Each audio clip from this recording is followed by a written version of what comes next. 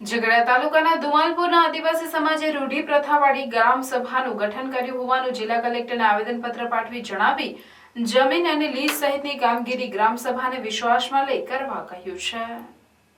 ભરૂચ જિલ્લાના ઝઘડા તાલુકાના ધુમાલપુરના ગ્રામજનોએ રૂઢિ પ્રથા ગ્રામ સભાની મુખી હરિસિંગભાઈ છનાભાઈ વસાવાએ ગ્રામજનો સાથે જિલ્લા કલેક્ટરને પાઠવેલ આવેદનપત્રમાં જણાવ્યું છે કે ભારતના બંધારણની 5મી અનુસૂચિત વિસ્તાર માટે અનુચ્છેદ 13(3) ક, અનુચ્છેદ 1985 6 તથા અનુચ્છેદ 244 1ની જોગવાઈઓ મુજબ તારીખ 9/1/2024ના રોજ રૂઢિ પ્રથા ગ્રામ સભાનું ગઠન કરેલ છે, જે અંગેનો પત્ર રાજ્યપાલ મહોદયને 15/1/2024 મોકલેલ। તેના અનુસંધાને મહામહિમ રાજ્યપાલ ગુજરાત દ્વારા અરજી સ્વીકારી કાર્યવાહી અર્થે આદિજાતિ મંત્રાલય ગુજરાત સરકારને મોકલેલ છે।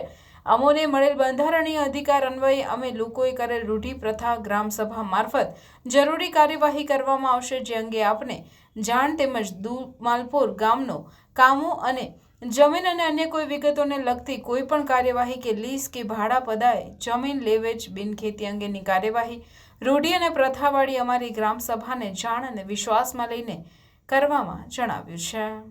જય જોહર, જય આદિવાસી, જય પ્રકૃતિ। હું ધુમાલપુરનો હરસિંગભાઈ છનાભાઈ વસાવા છું। રૂઢિ ગ્રામ સભાનું ગઠન કરેલું છે, જેના માટે કલેક્ટર સાહેબને જાણ માટે લેટર આપવા આવેલા। શું માંગ્યો છે તમારી?